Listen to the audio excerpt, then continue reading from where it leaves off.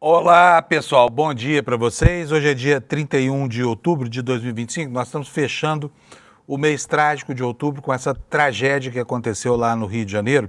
E ontem foi, mais um dia de ressaca e de muita tristeza, com dados controversos sobre essa operação, informações desde aquelas em que a gente começou a compartilhar aqui de manhã, dando conta de que pode não haver registro de imagens, porque as câmeras supostamente perderam as baterias, e até um cerco à Defensoria Pública do Rio de Janeiro e da União, que não puderam participar das perícias e foram ao Supremo para tentar salvar um mínimo de isenção e de transparência na apuração da causa das mortes das 121 pessoas que pereceram debaixo das armas da Polícia do Rio de Janeiro, E ontem houve um desfile de autoridades lá pela Penha, e é preciso dizer aqui, que enquanto a direita rouba a pauta da segurança pública e se apropria dela, transformando essa tragédia em capital eleitoral, o governo fica com um discurso vazio, sem ter muito o que dizer para aquela população. Então, assim, é uma hora muito complicada, porque o governo, que parecia ter saído das cordas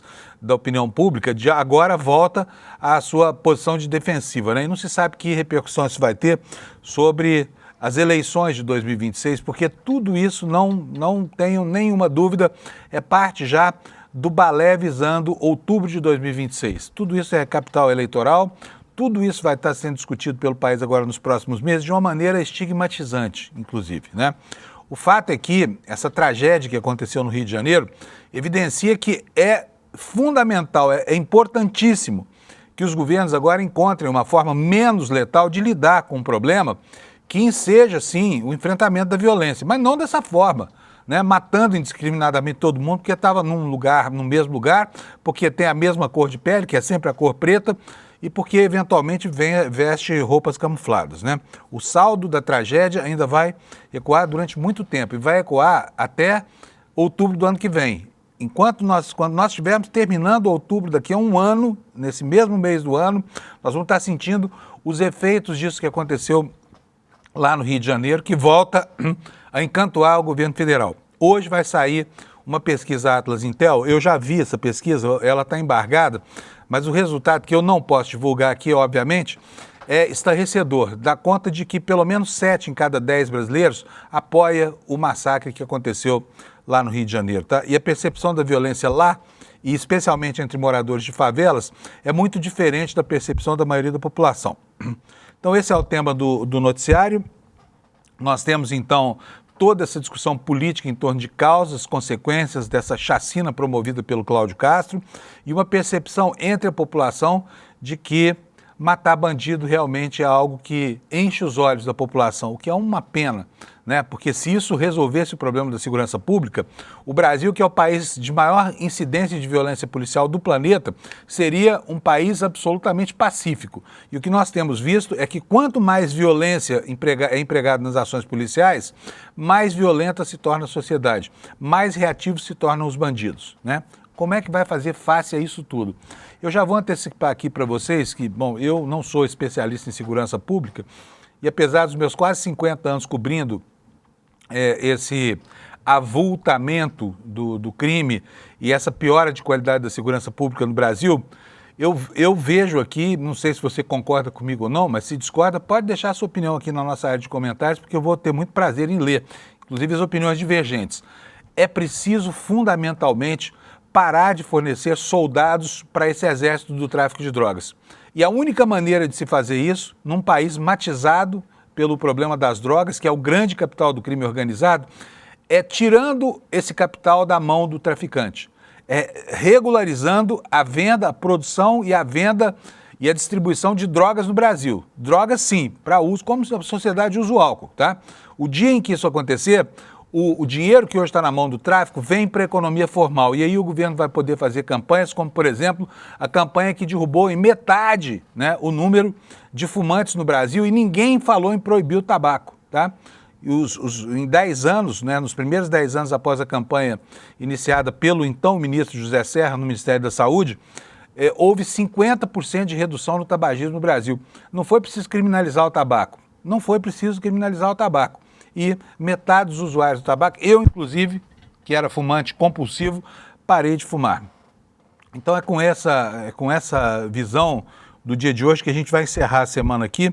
E eu convido você a ficar comigo pela próxima hora. Nós vamos ter aqui daqui a pouco o Lula para nos ajudar a situar, a posicionar esse novo cenário em que ocorre o debate político aí, manchado de sangue por todos os lados, tá bom? Mas eu quero começar o dia dando os parabéns aqui. Eu até, vocês estão vendo que eu estou de camisa verde, né? Um verde meio clarinho demais. Já perceberam o que está acontecendo aqui nos bastidores. Hoje estava uma zona aqui do ICL. Eu cheguei aqui, eram 10 para 6 da manhã, estava uma música alta. Eu falei, ué, que música é essa? O que está acontecendo? Virou boate isso aqui. Não, era o Alex. O meu caro Alex Amorim, que tinha ligado o hino do Palmeiras aqui a todo vapor nas caixas de som do ICL. Alex, bom dia. Cadê você, homem? Bom dia, Panunzio. Esse homem é só alegria, né? Bom dia, Panunzio. Bom dia a todos. Hoje eu estou muito feliz. E sextou finalmente. Ontem, Panunzio, eu fui dormir hoje quase 2 horas da manhã ali para pegar o sono. E eu tô muito emocionado, tanto que ontem, na hora que saiu os gols, meu coração começou a palpitar. Eu falei, eu vou ter um treco, mas estou aqui. E o desperta aconteceu dessa vez, não deu nada demais. E vamos nessa. Tô vendo aqui o pessoal no comentário todo feliz, o Luciano Ascioli falando, a gente vai vencer o Flamengo dessa vez. Então, Panunzio, estou muito emocionado hoje. Ô Alex, mas foi impressionante. Olha, eu não sou palmeirense, aliás, eu não sou nada, eu não torço para time nenhum, você sabe disso, né? Sei. Mas eu fiquei impressionado. Eu ontem fui jantar com uns amigos e ouvi pelo rádio o jogo. Então chegou no segundo tempo, aos 22 minutos, estava 2-0, assim. Eu pensando aqui, não vai conseguir. Eu que tinha feito aqui uma aposta com o Alex para provocá-lo, né? Dizendo que ia ser 2-1 para a LDU, porque foi 3-0 lá na altitude. O jogo está perdido. Mas foi espetacular a atuação do Palmeiras. Agora me fala, como que um time vai tão mal num jogo contra o mesmo adversário e depois vai tão bem? Não parecia nem o mesmo time. Conta para nós qual é o segredo e diz para mim quanto cada jogador vai ganhar de bicho. Se isso tem alguma relação. Fala aí. Certo, Panunzio, vamos lá. Primeiro eu vou colocar a nossa artezinha aqui, Palmeiras 4-0 na LDU no jogo de ontem. Peço desculpas pela voz também, que ontem eu gritei bastante. Ela tá um pouco difícil para sair. Então, Panunzio, lá na altitude, mais de 2.000 metros de altura ali, por conta do cansaço, o Palmeiras não entrou muito confiante no jogo e a LDU tomou conta lá na altitude e jogando em casa fez 3-0 ali no primeiro tempo. Se apertasse um pouquinho mais, no segundo tempo poderia ter feito 4-5, porque aquele jogo o Palmeiras não estava nada bem na partida. Ontem, parece, Panunzio, tanto que eu tava esperançoso, que semana passada eu até falei, sexta-feira eu apareço aqui no Desperta e falo sobre o jogo. E foi o que aconteceu ontem, vindo pra cá também, eu comentei ontem no Desperta, eu vi a população toda com o uniforme do Palmeiras, os torcedores palmeirenses, e com muita confiança. E ontem também a festa que a torcida fez ali no pré-jogo, levando o time do CT até o estádio, foi algo que impactou bastante. E a fala do Abel Ferreira falando que os 90 minutos no Allianz Parque é muito mesmo, porque o Palmeiras fez aquilo que deveria ser feito, que foi um gol antes dos 30 minutos do primeiro tempo, Panunzio. Então, aquele gol do Sousa abriu as portas, também teve a chance de fazer o segundo ali com o Vitor Roque, porém ele foi um pouco fominha ali e não passou a bola pro Alan, então foi muito mais a imposição física e também mental dos jogadores do Palmeiras que fez essa virada acontecer finalmente ontem, Panunzio. Mas que beleza, hein, Alex? Alex tá que não se aguenta hoje, viu? Sim. Olha, é verdade que eu escolhi a camisa verde hoje em sua homenagem, tá? Eu gostei. Então, parabéns, Alex. Eu errei ontem, falei que ia ser 2-1 para a LDU, né? Dando provocada aqui. Errei, o Alex errou também, porque o Alex foi muito otimista. Ele falou que ia ser 5-0. Eu fui para casa dando risada. Quando vi ontem à noite, falei, meu Deus do céu, será possível? Né? E que o futebol é um esporte cujos resultados não guardam relação com a qualidade da equipe, porque um time muito bom pode acabar perdendo para um timinho qualquer, né? Sim. Se não for o Uberlândia Esporte Clube, porque com o Uberlândia Esporte Clube a vitória é certa, sempre dos adversários. Mas, enfim, o futebol é sempre imprevisível, é um esporte imponderável. Essa, inclusive, é a graça do futebol. Mas ontem deu a lógica. Agora me fala do bicho que os jogadores vão ganhar. Tem relação isso? Porque é uma grana preta, hein, Alex? Então, Panunzio, posso ir a fundo, eu não tenho muita informação, que ontem eu fiquei tão elétrico olhando as postagens e postando que nem vi, mas eu posso trazer essa informação segunda-feira no Desperta, se tiver. Cadê? O Amaral aí do seu lado tá sabendo de tudo, hein? Pergunta Amaral, pra ele que a gente conta. Sabe de alguma premiação de bicho? O Amaral, e depois ele passa e me passa essa informação que a gente informa. E Panunzio, semana passada o Anderson começou a colocar musiquinha pra mim. Hoje eu coloquei o som aqui alto e ele não tá se aguentando. Hoje tá meio triste aqui do meu lado. Só tô esperando os áudios aqui rolando. Vai dar confusão esse negócio aí. Vai ter chacina aqui, sério. Agora vamos chacinar o Alex. Alex, olha, Sim. Parabéns, foi legal, gostei de ver. Esse Abel Ferreira é um santo milagroso, viu? Sim. A Leila, presidente do Palmeiras, ontem foi para a entrevista coletiva falar milhões de elogios para ele. Merece também, merece, né? Sim. Me conta uma coisa, a gente pode ter um técnico português na seleção brasileira ou isso é proibido? Tem que Não, ser pode brasileiro? ter. Tanto que tem o Carlo Ancelotti, que é italiano. E antes do Carlo Ancelotti, o pessoal, os comentaristas, os especialistas, colocavam muito o Abel Ferreira ali como treinador da seleção. Porém, o Abel Ferreira tem uma característica que ele não aceita muitas propostas, tanto de times, tanto de seleções, por conta que ele quer cumprir o contrato com o Palmeiras. Então, essa questão a gente fica um pouco aliviado como torcedor do palmeirense, Panunzio. Muito bem, beleza. E, antes de finalizar, Panunzio, aqui tem a artezinha, dia 29/11, 7 horas da noite, no Estádio Lima. Monumental Lima, Peru, Palmeiras e Flamengo, reedição da final de 2021, Panunzio. Escuta, não dá para trazer essa final aqui para o Brasil, não? Porque esse jogo lá em Lima, meio longe daqui, né? Sim. Não- Tanto que tinha algumas questões políticas lá, que tava tendo algumas questões de violência e tudo. Cogitou a Conmebol, porém a final vai ser mantida, pelo visto, lá em Lima, no Peru mesmo, Panunzio. Muito bom, Vamos beleza, nessa. maravilha. Vamos nessa então. Parabéns, Tchau, tchau. Alex, parabéns, Palmeiras. Foi realmente um grande resultado. Foi uma noite mágica, como prometeu o Abel, né? E olha, o meu candidato para técnico da seleção é esse aí, porque o cara faz mesmo o que promete. Parabéns para o Abel. Gente, seguinte, olha, estou recebendo aqui, quando a gente fala, toda vez que a gente fala de legalização das drogas, inclusive para o uso diversional, ocorre uma reação, porque as pessoas se assustam com isso, né? E aqui eu defendo isso desde sempre, né? Um dos prêmios ESSA que eu ganhei na vida foi fazendo uma série sobre maconha, lá na TV Bandeirantes, e a gente abordava o processo, no começo 15 anos atrás, quando começou o processo de legalização nos Estados Unidos, eu fui correr o mundo aí para ver como é que o mundo estava tratando o problema das drogas, né? E vi acontecer isso lá, quer dizer, lá como aqui, os traficantes eram os donos desse mercado. Só para lembrar que o mercado do tráfico de drogas existe independentemente de regulação proibitiva ou mais liberalizante, ele existe, está aí, está colocado. Hoje no Brasil é mais fácil você comprar crack até porque o traficante está lá junto do consumidor. É mais fácil comprar crack do que ir comprar remédio na farmácia, porque em cada esquina desse país tem um traficante ali e esse traficante tem uma ligação umbilical com a violência, tá? Porque o produto do negócio dele é um produto manchado de sangue, como se vê, né? E a maconha, que é a droga mais popular entre todas, ela representa 80% do movimento financeiro do tráfico de drogas. Então, se tirasse esse ativo das mãos dos bandidos e institucionalizasse o comércio e tudo mais, e parasse com essa hipocrisia, porque a proibição não tira droga da rua, sabe? Tá cheio de gente por aí morrendo adicta de drogas pesadas, porque é fácil demais conseguir. É um mercado que remunera muito bem e tem um grande exército de gente aí que só tem isso como perspectiva, porque o Brasil é um país muito desigual e não dá outra perspectiva para quem está na periferia, por causa dos vários preconceitos, dos problemas estruturais, da centralização, né, da riqueza, enfim. É um tema polêmico, eu sei. Tanto que estão aqui alguns comentários. A Ana Azeredo, estou lendo aqui na nossa caixinha de comentários, está dizendo: bom dia. As pessoas falam na liberação de drogas, mas estamos realmente preparados para isso? Fico pensando em levar meu filho na creche e a tia da creche fumou um cigarro de maconha e cheirou. Ana, a regulação do mercado não obriga ninguém a fumar, pelo contrário, tá? Lá nos Estados Unidos mesmo, o tratamento para quem, por exemplo, dirige doidão, fumou um baseado e sai dirigindo e é pego pela polícia, vai preso, cara. É a mesma coisa com quem bebe álcool, né? Uma bebida que a gente idolatra aqui no Brasil. Uma bebida que, enfim, tem comercial na televisão, nos estádios de futebol e tudo mais. Então, a regulação é para tirar da mão do traficante, não é para obrigar ninguém a usar droga nenhuma. Ao contrário, tá? É para abordar o problema com base em um processo de educação pública e educação social, que se faz com campanhas de esclarecimento que não podem ser feitas porque, afinal de contas, é proibido. Você não pode orientar sobre o que é proibido. Você não pode adotar uma política de redução de danos, como fez Portugal.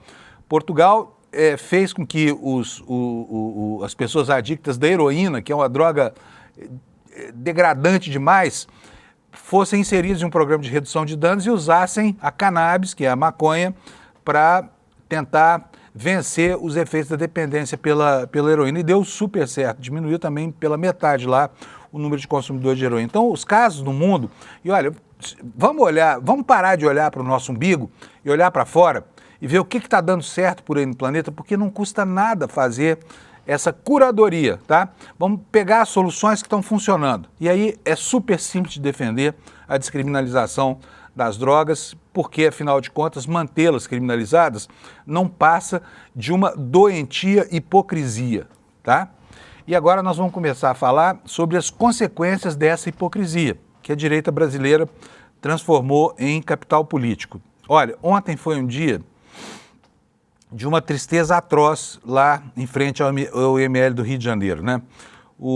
Nossas equipes estavam lá entrevistando as pessoas e elas testemunharam a agonia de pais e mães que perderam filhos nessa guerra e foi um choro sentido, dolorido. E o pior de tudo isso é que muita gente histriônica, gente que não entende nada, que não tem a menor empatia, nem a menor sensibilidade, está culpando as mães por essa tragédia promovida pelo governador do Rio de Janeiro.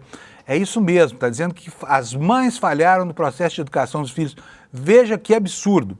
Eu vou começar a mostrar isso para vocês agora, aqui antes de ler as manchetes dos jornais, porque é muito importante e eu quero inclusive falar com o Lula, que daqui a pouquinho vai entrar no ar, sobre isso, tá?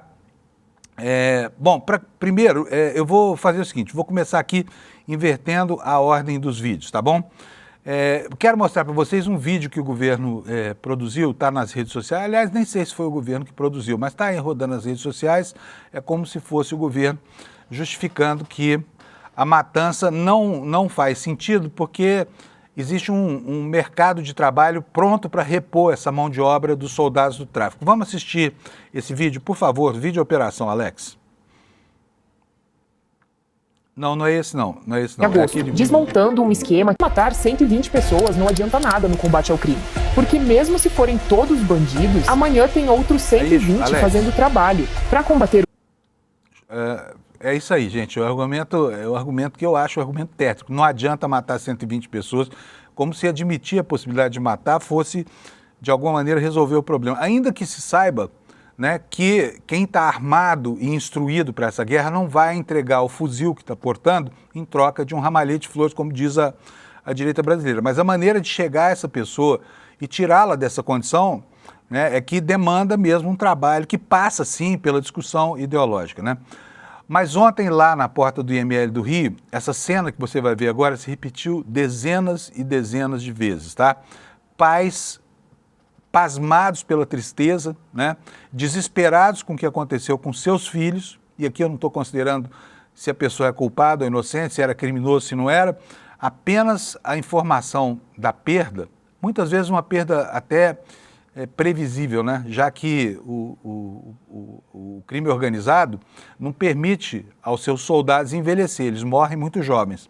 Mas vocês vão ver agora a reação de uma mãe ao receber a notícia de que o filho dela era um dos 121 mortos dessa operação. Roda para nós, por favor, Alex.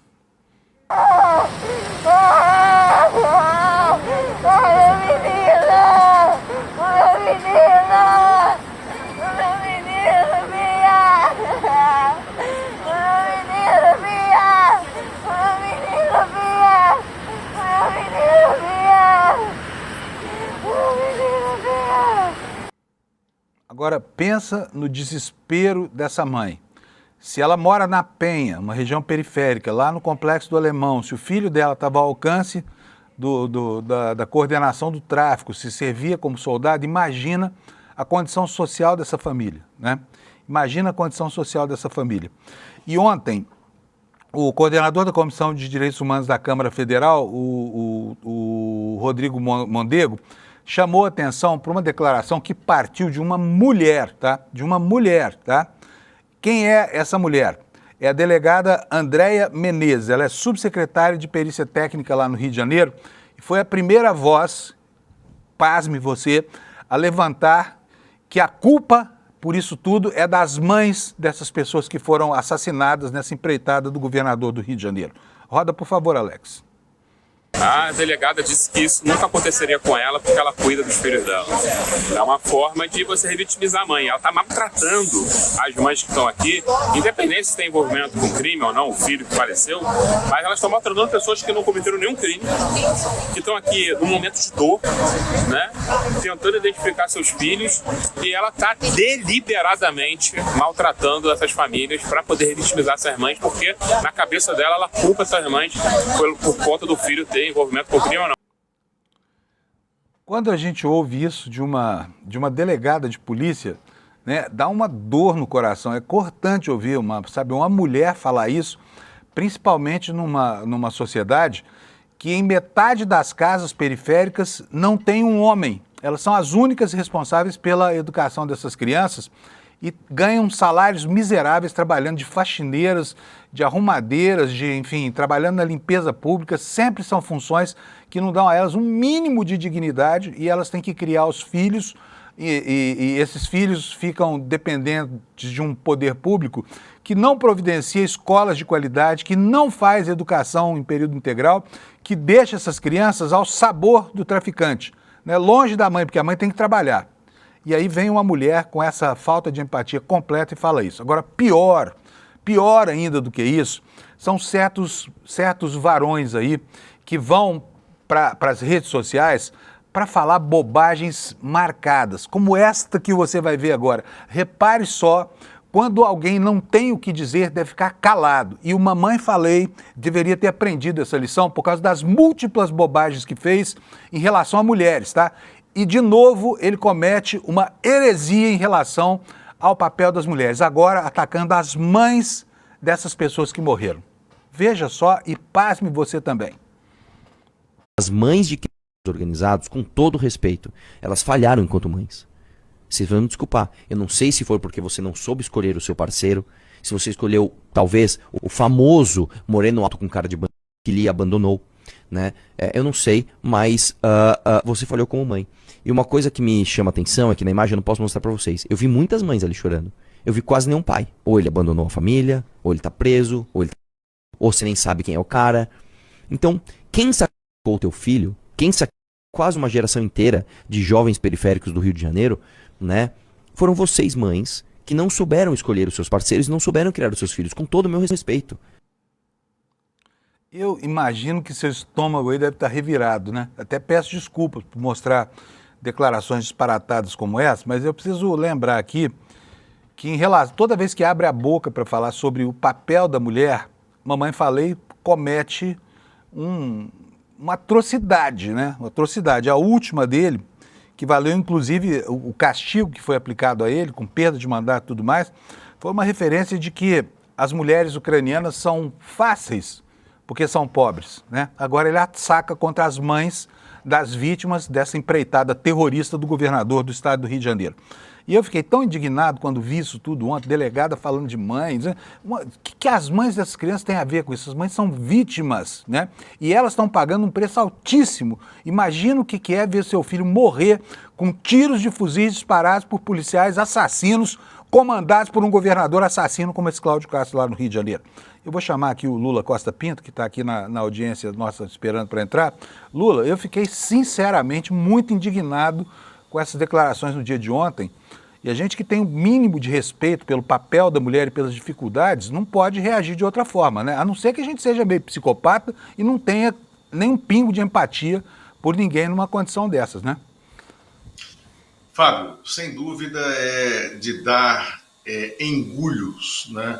Essa imagem, essa fala que você mostrou aí, desse não sei o que do Val, né? Que está na origem da criação do Arthur Duval, né? Que está na origem, não sei o que, era uma figura mesmo para dizer, ele não tem a menor importância, mas ele está na origem da criação do MBL, né? Que entrou na política e está virando partido agora, junto com Kim Kataguiri, que está aqui na Câmara dos Deputados e que está querendo reacender a discussão da pena de morte, a partir dessa trágica, nefasta e sangrenta operação no Rio de Janeiro. Agora, eu te digo qual é o método que está por trás disso de atacar as mães, né? É atacar quem ficou, é atacar quem está reagindo, quem está se organizando, né? E quem ficou para lutar aqui contra esse Estado que abusa, extrapola, que usa, né, a violência para subjugar a população preta, pobre, a população periférica, né, a população que eles usam no momento eleitoral e que eles destroem, né, eles destroem o futuro, eles destroem a esperança e eles não têm nenhum projeto de absorção, de recomposição desse tecido social a partir dessa população periférica. Então, Fábio, atacar as mães é tentar colocar um caminhão de concreto naquela resistência nascente, na denúncia. Havia muitas mulheres, algumas mães, tias e irmãs, naquele grupo que saiu pela mata, lá no Morro da Providência, a Mata da Vacaria, e encontrou os 60 corpos que estavam lá escondidos, 60 corpos que tinham sido largados pelas forças policiais. Então, num primeiro tópico dessa nossa conversa, eu enxergo método nesse discurso de culpar as mães, né, de culpar quem ficou, tentar reprimir a reação que está começando, né? É óbvio que depois de uma tragédia como a que nós vimos, essa reação era desconexa. Mas ontem à noite, em frente ao IML, que está retardando a devolução dos corpos, a identificação dos corpos, está retardando tanto que já levantou suspeita no governo federal, no Ministério Público Federal, que vejam bem, Ministério Público não é governo. Ministério Público tem liberdade e independência, né, para aplicar a lei, e o Ministério Público quer fazer uma perícia independente em todos os corpos, porque a partir dessa perícia independente ele vai determinar, né, o grau da chacina, a legitimidade, a legalidade da operação.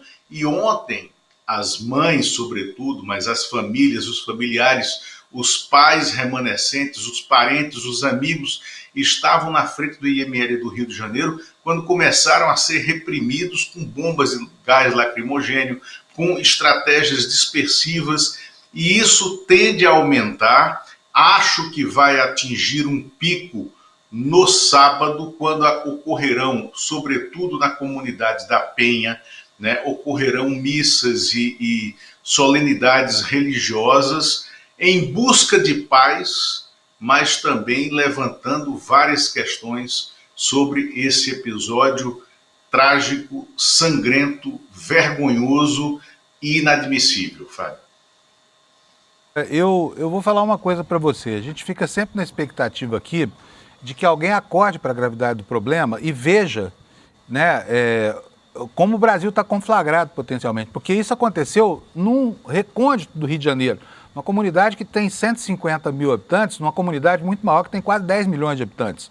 E aí a gente fica pensando o que tem na Vila do João, o que tem na Maré, o que tem em Jacarepaguá, né, o que tem em Muzema, né? O que tem, onde não tem Comando Vermelho, tem milícia, que é a mesma coisa, só muda a destinação do dinheiro, né? E aí me vem à cabeça aqui que num momento de percepção da gravidade do problema importante como esse agora, o governo federal realmente não ofereceu nada para a população. O que ele está oferecendo é o mesmo de sempre, é uma PEC lá adiante, mas não se fala aqui, por exemplo, numa campanha de blitz nas rodovias federais para impedir que essas armas cheguem ao Rio de Janeiro. ou cheguem assim, a São Paulo, ou vão para qualquer lugar, porque afinal de contas isso é um tráfico que deveria ser bloqueado.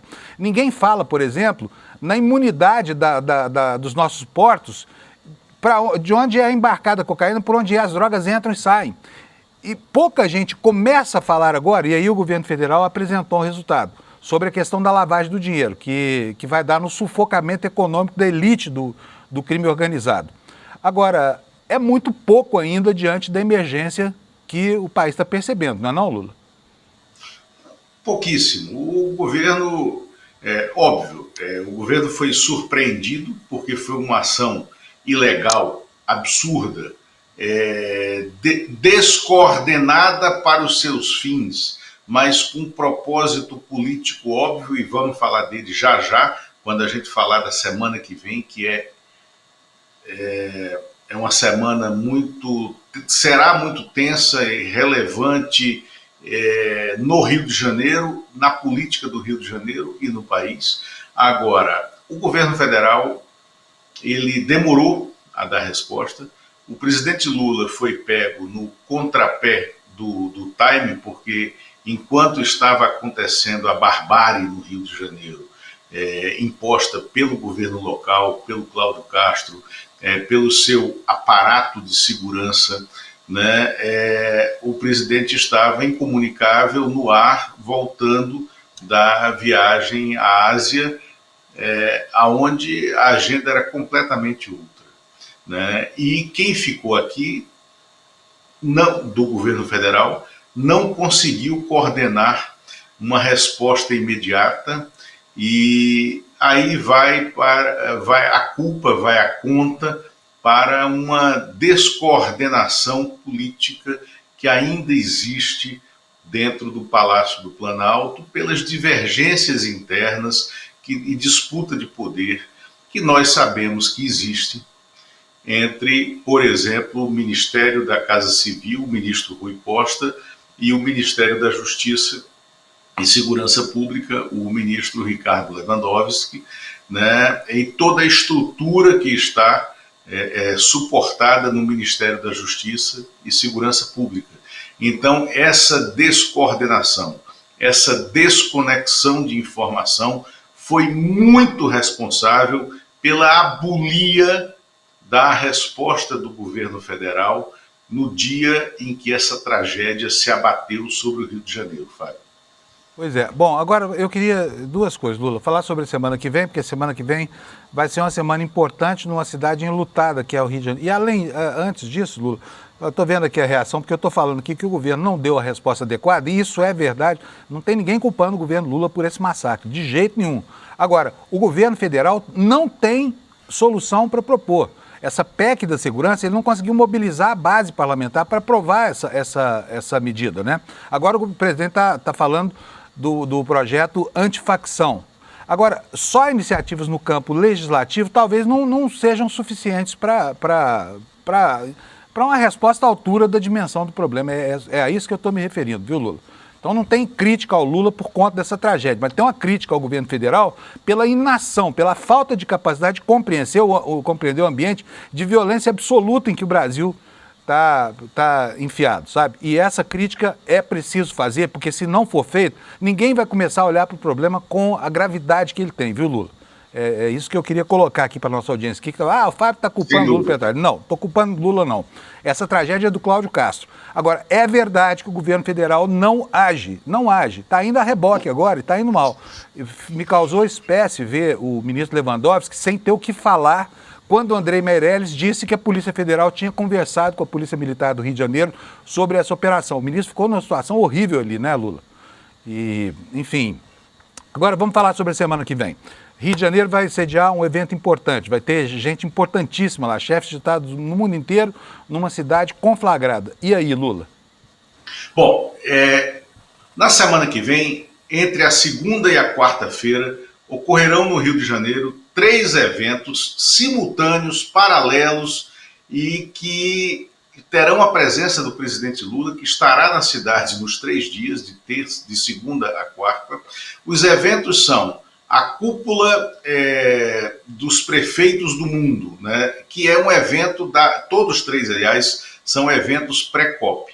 A cúpula dos prefeitos do mundo, os prefeitos das principais, das maiores cidades do mundo, estarão reunidos no Rio de Janeiro.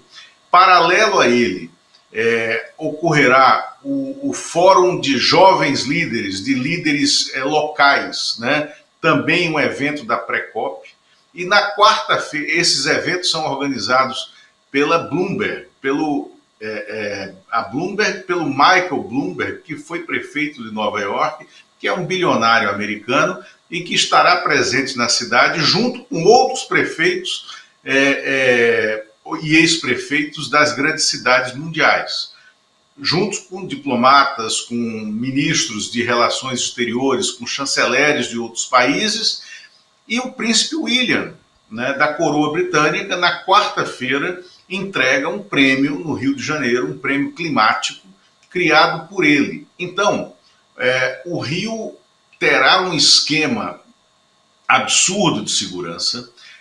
O governo do estado, não solicitando o GLO, se comprometeu em garantir a segurança desses eventos. Olha o tamanho da responsabilidade do que acontecerá no Rio de Janeiro na semana que vem. E o governador Cláudio Castro tem duas agendas absolutamente constrangedoras e díspares com essas de pré-COP que acontecerão no Rio de Janeiro. Porque na segunda-feira, às 11 horas da manhã, o Castro estará presente no Tribunal de Justiça do Rio de Janeiro para prestar um depoimento ao ministro Alexandre de Moraes sobre os eventos dessa operação trágica, Operação Contenção, né? Isso tudo no âmbito da arguição de descumprimento de preceito fundamental, a DPF 635, que é a DPF das favelas, né?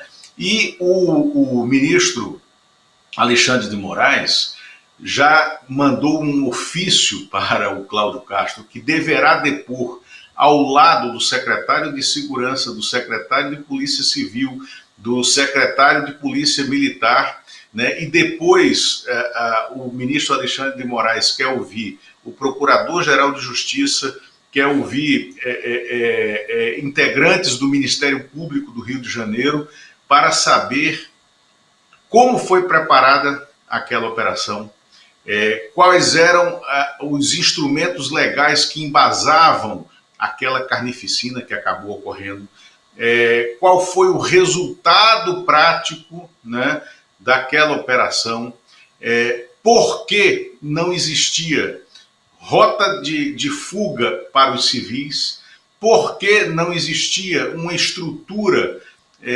do aparato de socorro hospitalar para os feridos que viriam, ou seja, a partir do que ele quer saber, o ministro Alexandre de Moraes tende a mostrar depois, no relatório final desse depoimento, dessa sessão, como o governo do Rio de Janeiro mente ao dizer que era uma operação preparada exaustivamente, com toda a inteligência e tal, porque isso não aconteceu. E aí não aconteceu por quê, Fábio?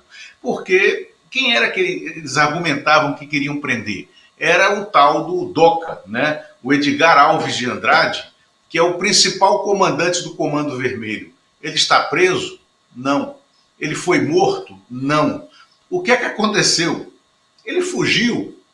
E fugiu de que forma? O governo não tem a menor noção, né? Não sabe se ele foi extraído antes da comunidade, não sabe se ele ainda está lá intocado num bunker, numa casa-mata, né? Não tem noção, né? Mas se havia uma inteligência preparatória, se eles sabiam, vejam bem, nós vimos duas imagens de drones usados pelo narcotráfico, porque eles existem, e nós sabemos há muito tempo que eles existem, porque já existiu, inclusive, batalha aérea de drones do narcotráfico, de facção contra facção, que foi filmada e que passou não só nas redes sociais, passou nas redes, nas TVs abertas, reportagens sobre essas batalhas. Então, Que o tráfico tem drones e que o tráfico tem já a sua força aérea, né, para cometer crimes, nós já sabíamos.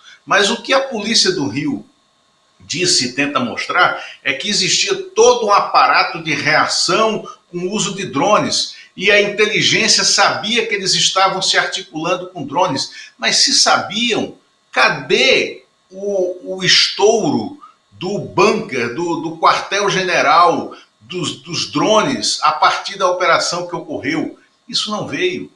Como é que uma operação mata mais gente do que coleta armas? Você teve aí um número ainda não definido de mortos entre 124 e 132, e você teve a apreensão de menos de uma centena de fuzis pesados, né? Então isso é incongruente, isso é um dos fios condutores da conclusão de que houve um massacre, né? Então, e além dessa ação que ele terá que responder, na terça-feira, às 9 horas da manhã, o Tribunal Superior Eleitoral começa o julgamento de cassação do Cláudio Castro e do Rodrigo Bacelar, que é o presidente da Assembleia Legislativa do Rio de Janeiro, por compra de voto e corrupção, né, na eleição de 2022. Mas já tem um pedido de vista anunciado, né, Lula? Isso, tem um pedido, veja bem, me chamou muito a atenção isso. A relatora é a ministra Isabel Galotti, que tende a pedir a cassação porque ela tem sido implacável nos seus votos. Agora, hoje, 2 textos na imprensa, um que saiu no Metrópolis e outro que saiu no UOL, que são muito semelhantes em si, esses textos. Esses textos contêm as mesmas frases, né, e são apurações, né, de repórteres diferentes, mas contêm as mesmas frases que o ministro Cássio Nunes teria dito a terceiras pessoas, né, dizendo que sempre se pede vista em ações de cassação de governadores e de prefeitos de capital, e que ele tinha tido pouco tempo para ler a ação e se enfronhar, e por isso ele pediria vista. Eu, olhando daqui, acho que é possível esse pedido de vista, que atrasaria em 2 meses essa cassação que me parece já evidente no Tribunal Superior Eleitoral, mas também acho que isso pode ser um aviso, né? E isso existe em Brasília, tá? Você sabe muito bem, Fábio. Eu estou falando para quem nos assiste aqui, isso me parece aquele sinal. Olha, ninguém me procurou para conversar, eu tô aberto a uma conversa. Então, eu li, pelo fato de serem 2 textos muito semelhantes, com informações idênticas, colocados em 2 veículos de comunicação diferentes e díspares, né? Dando o mesmo sinal. Eu estou vendo isso como uma operação prévia. Não estou dizendo que o ministro Cássio Nunes não pedirá, mas eu vejo essa ação que está nos jornais como uma possibilidade de que ele está querendo conversar. Muito bom. Lula, olha, super obrigado. Bom fim de semana para você. Né? Segunda-feira a gente se encontra aqui de novo para repassar aqui o fim de semana, tá bom? Um abração para você. Fábio, obrigado a você, um grande abraço. Até logo. Obrigado. Tchau. Bom, pessoal, faltou tempo aqui para a gente conversar com o Lula sobre essa iniciativa dos governadores que ontem sequestraram de vez a pauta a pauta da violência e criaram um consórcio, né? Os governadores de direita, a maioria presente, o governador daqui de São Paulo presente por videoconferência, resolveram criar uma organização aí entre governos do Estado que é puro proselitismo, porque não vai para lugar nenhum. Estão criando uma entidade paralela à entidade oficial com a justificativa de que vão trocar informações, expertise, essa coisa toda. Eu tenho a impressão aqui que Ronaldo Caiado, Zema e Ratinho Júnior, enfim, o Tarcísio aqui, o Tarcísio não, mas eles devem estar lamentando muito não ter um Morro da Penha lá um complexo da Penha, um complexo do Alemão nos seus estados para não promover chacinas, porque vai começar uma corrida pela mortandade. E aí eu vou repetir que hoje vai sair uma pesquisa Atlas Intel, sai às 14h, dizendo que 70% da população brasileira apoiam esse morticínio que aconteceu no Rio de Janeiro, que é absurdo, né? Então está sequestrado, o assunto virou parte da pauta, e é a isso que eu me refiro quando eu falo da falta de uma resposta mais agressiva do governo federal. Aqui, quando eu me refiro a isso, eu estou falando da falta de coragem, por exemplo, para propor a solução que precisa, que é exatamente, né, a descriminalização das drogas, a ampliação das operações das blitz em rodovias. Eu vi aqui um dado agora, em 2024 foram pegos 130 e poucos fuzis, vou dar para vocês aqui o número inteiro, tá? Foram apreendidos 130 fuzis pela Polícia Rodoviária Federal. Só nessa chacina do Rio de Janeiro foram 91. Como o Lula bem lembrou, 121 mortos para 91 fuzis, né? O curioso é que a polícia esqueceu os mortos lá na área de mata do complexo do Alemão, mas não esqueceu as armas, né? As armas, não foram encontradas armas, não se sabe de armas naquela região. Então, fica aqui sempre a minha indignação com isso. Por que deixar corpos para trás e tudo que isso representa, né? E trazer as armas para apresentar para a população? É porque a morte aí não vale nada. Mas vamos às manifestações de ontem, porque ontem houve uma corrida de autoridades lá em frente ao IML do Rio, né?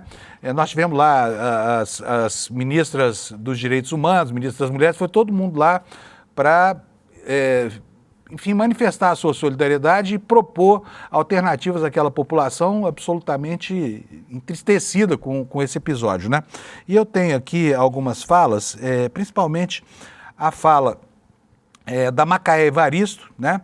Fala sobre oferecer uma oportunidade de cura a essa população, que efetivamente não houve, e a Dani Monteiro, né, que é deputada estadual lá no Rio de Janeiro, dizendo que o Cláudio Castro é o governador mais letal da história. Antes de colocar essas falas, eu preciso dizer para vocês que ontem o dia foi marcado pela indignação da Defensoria Pública do Rio de Janeiro, que foi impedida de acompanhar as perícias dos cadáveres, sabe? Impedida. Teve que ir ao Supremo Tribunal Federal tentar acompanhar esse trabalho. E lembro que há uma DPF, né, uma ação por descumprimento de preceito fundamental em vigor que determina que as operações têm que ter um ambiente de máxima transparência. E isso está sendo solenemente desrespeitado. Vamos ouvir o que disse, então, a ministra Macaé Evaristo dos Direitos Humanos sobre não ter sido dada nenhuma chance a essa população, chacinada pelo governador do Rio de Janeiro, de se livrar da ascendência do crime organizado nessa região conflagrada lá do Rio. Se cada vila importa, né, não é possível a gente se vangloriar do que aconteceu aqui no Rio de Janeiro. É inadmissível isso. E acho que a nossa tarefa, né, como poder público, como sociedade civil, é a gente acompanhar isso aqui e a gente oferecer para essa comunidade uma possibilidade de cura. Uma possibilidade de cura que passa por efetivação de serviços públicos, pela efetivação de direitos, por olhar para essa comunidade e ter políticas públicas efetivas e que a gente também traga respostas de quem é a responsabilidade. Quem é que vai se responsabilizar pela ineficiência que aconteceu aqui. Pois é, tem muita gente para ser apontada aí, viu, ministra? Muita gente mesmo, porque esse não é um problema que surgiu semana passada, né? O Brasil vem caminhando desde a década de 80 com esse crescimento e empoderamento do crime organizado, que é ora enfrentado com extrema truculência, o que é absolutamente ineficaz, a história mostra isso, e ora pela inação de autoridades que também não fazem o que devem fazer.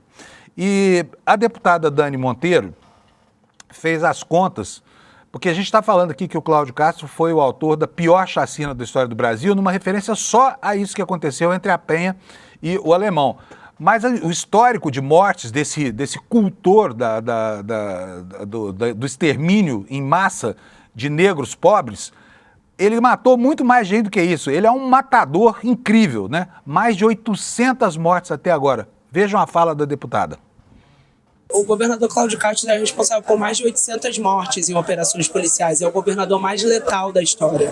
Eu assumi a presidência da Comissão de Direitos Humanos na LERJ quando ele inicia o seu primeiro governo ali à luz do impeachment do Witzel, que inclusive eu fui juíza desse impeachment também. Então assume uma gestão super fragilizada e virando para a eleição o que o Cláudio queria para se manter ali no poder, para garantir sua reeleição como um candidato completamente esvaziado. Então em 2021 ele opera as maiores chacinas e operações policiais violentas da história do Rio de Janeiro. Uma aqui na região do Alemão, da Vila Cruzeiro, uma em Manguinhos e uma outra no Salgueiro lá de São Gonçalo.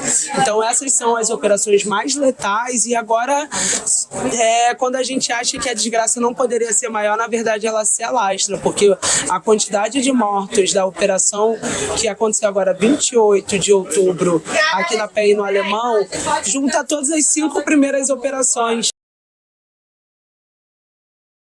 800 mortos.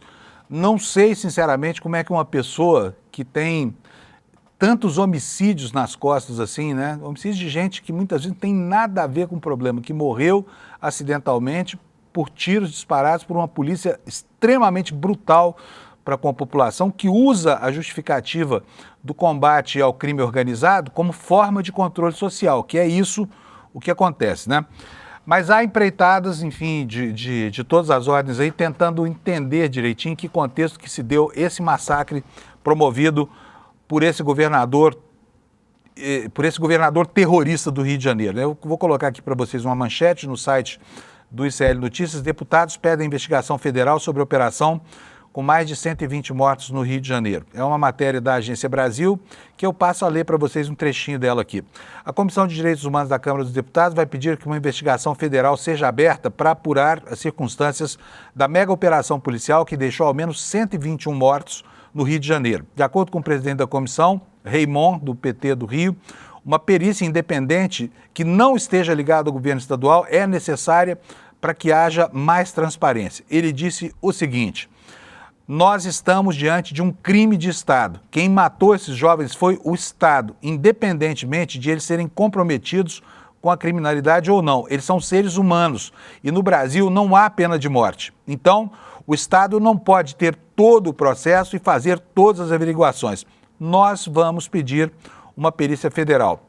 O deputado Ottoni de Paula, e o Ottoni de Paula é de direita, ele deixa isso claro a cada manifestação, ele que é do MDB do Rio de Janeiro, que também é membro da comissão, defendeu a federalização das investigações. O que disse o Ottoni de Paula? Ontem a gente mostrou aqui uma fala dele, ele disse o seguinte: foi uma operação desastrosa, que infelizmente parece ter um cunho político muito forte. E agora a nossa obrigação na Comissão de Direitos Humanos é garantir que seja jogada luz em todas as investigações. Por mais que eu respeite a nossa Polícia Civil, neste momento nós vamos precisar de uma perícia independente. Acho que a Polícia Federal deve entrar nesse processo como uma polícia independente, né? Ocorre que o trabalho da perícia está concluído. Ontem já tinham sido identificados mais de 100 corpos, né? E 17 já, inclusive, haviam sido despachados para os estados de origem, uma boa parte para o norte do país, né? Mas aproveitando o clima de consternação que varreu o país depois dessas imagens de um terrorismo explícito, né? Os governadores de oposição a Lula trataram de amontoar o capital político representado por aquela pilha de cadáveres, tá? E aqui nós temos uma matéria no Valor Econômico dizendo que os governadores de oposição a Lula anunciam no Rio a criação de um consórcio da paz. Ontem, ao apresentar essa ideia de consórcio aí, o governador do Rio falou: o marqueteiro aqui é o Jorginho Melo, que criou essa expressão, consórcio da paz. O consórcio da paz é esse consórcio aí, que promove a Pax Romana, né? Que entra matando indiscriminadamente. Consórcio da paz, imagina o tamanho da hipocrisia. Mas vamos lá para a matéria aqui do Valor Econômico. O que ela diz para nós? Governadores da oposição anunciaram a criação de um consórcio da paz para integrar esforços no combate ao crime organizado. O anúncio foi feito nesta quinta, após reunião no Rio de Janeiro, vem na esteira da mega operação que deixou mais de 120 mortos dos complexos da Penha e do Alemão, na zona norte da capital, e paralisou a cidade nesta terça. A medida foi anunciada em um encontro no Palácio Guanabara, sede do Executivo Fluminense, na zona sul do Rio de Janeiro. A reunião acabou servindo para os governadores criticarem o governo do presidente Lula na área da segurança, em um momento em que o governo tenta acelerar a tramitação da PEC da Segurança Pública no Congresso Nacional. Com essa PEC, o governo tenta implantar o Sistema Único de Segurança. Já tem até uma sigla para isso, SUSP, cuja lei de 2018 prevê o compartilhamento de informações e a unificação entre os sistemas e entes federativos. A legislação, porém, nunca foi completamente implementada. A PEC é criticada por governadores de direita e parte desses governadores esteve reunida ontem com Castro no Rio de Janeiro. Para quê? Para enaltecer esse governador assassino. Participaram do encontro, além de Castro, os governadores Ronaldo Caiado, né, outro apólogo da violência indiscriminada, Romeu Zema, novo de Minas Gerais. Esse aqui fala qualquer coisa, está tão perdido, coitado, que se derem para ele uma bandeira, ele adota na mesma hora. Jorginho Melo, de Santa Catarina, Eduardo Riedel, do Mato Grosso do Sul. E também esteve presente a vice-governadora do Distrito Federal, Celina Leão. O governador de São Paulo, Tarcísio de Freitas, participou remotamente. Já o governador do Paraná, Ratinho Júnior, estava previsto na reunião, mas não conseguiu chegar no Rio a tempo do encontro. A reunião começou por volta das 18h30 e durou 1h30. Caiado chamou o projeto da PEC da Segurança Pública de proposta fake. É preciso lembrar que esses mesmos que estão aqui enaltecendo Cláudio Castro moveram mundos e fundos contra a proposta só porque era do governo federal, tá?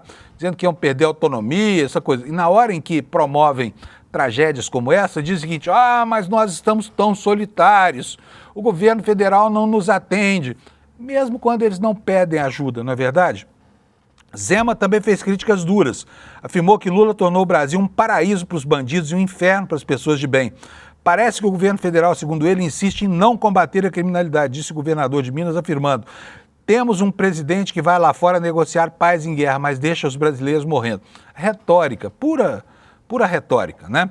Então tá aqui, isso tudo, gente, é para deixar o governo federal fora, né, do tema segurança pública, um tema com o qual a extrema-direita se dá super bem, porque não há limite para o discurso da violência. Eles acham que basta sair por aí matando, como se matar fosse uma grande novidade no Brasil, como se a primeira grande chacina movida por uma unidade da federação fosse essa do Cláudio Castro, esquecendo, né, que, como disse muito bem aquela deputada que falou agora há pouco aqui, o Cláudio Castro, só ele já conta com 800 mortos nas costas. Olha a quantidade de gente que esse cara já despachou, né? E, enfim, o Brasil nunca conseguiu resolver o problema da criminalidade com a violência. Agora vamos falar da reação do presidente Lula.